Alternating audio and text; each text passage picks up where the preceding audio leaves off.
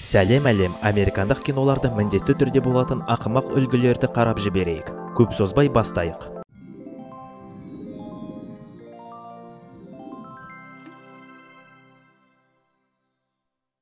Компьютердегі мәліметтерді жою үшін жай экранға атсан жеткілікті.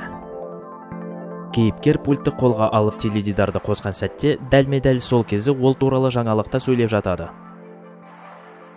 Эйфель мұнарасын Париждің әрбір терезесінен көруге болады. Бомбалардағы сымдардың барлығы кейіпкер сымның қайсысын кесу керек екенін білсін деп міндетті түрде әртүрлі түсті етіп жасайды.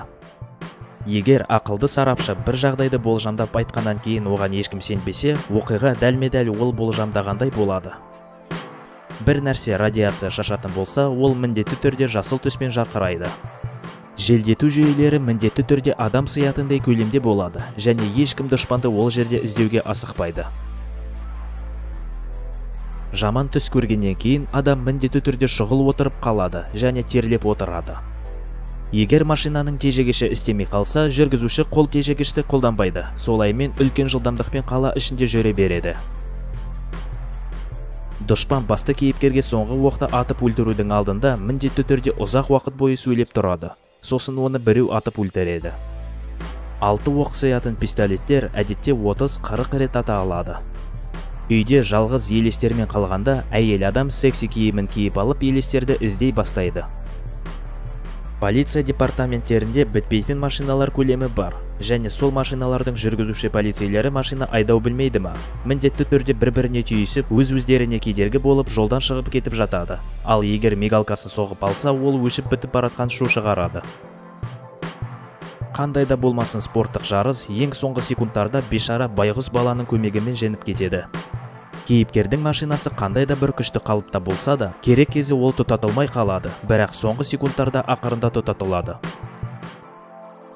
Фильмде жаман қорқынышты дұшпан болса, және қараңғы қорқынышты подвал болса, басты кейіпкер міндетті түрде ол кірмейтін подвалға түсіп кіріп, бір ақымақ сұрақты қояды. Мұнда кім бар? Сосын басына соққы қабылдайды да өшіп қалады. Қорқынышты киноларда үлкен топ адамнан ақырында тірі болып тек қана бір жігіт пен бір қыз қалады, және жаңа ғана олардың достарын сойып өлтіріп тастағанға қарамастан ақырында екеуі сүйісіп сігісе бастайды. Заттың барлығында оқ өтпейді. Машиналар, тақтайлар, адам денелері, үстелдер. Бокс сияқты оқиғаларда басты кейіпкер жеңіліп бара жатып, ақырында барлық күшін жинап, бір дәл соққы жасап жеңімпаз болып шығады. Машиналарға кішкене ғана зиян тисе болды, жарылады. Егер бомбадағы таймерді тоқтатуға болатын болса, тек қана соңғы секундта тоқтатады. Фильмнің басында жігіт пен қыз бір-бірін неғұрлым жек көрсе, соғұрлым фильмнің соңында бір-біріне ғашық болып ақырында сігісе бастайды. Жігіт пен қыз табиғатқа шығып, екеуі жақсы уақыт өткізгілері келсе, міндетті түрде бір маньяк кедергі болып жігітті өлтіріп тастап қызды қуа бастайды.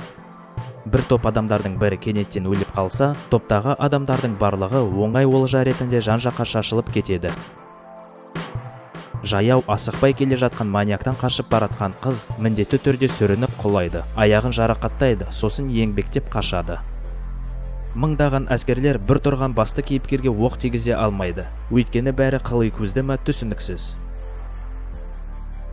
Әзірге болды, осы видео саған ұнағанына сенімдімін, сондықтан лайк баста, арнама жазылып кет.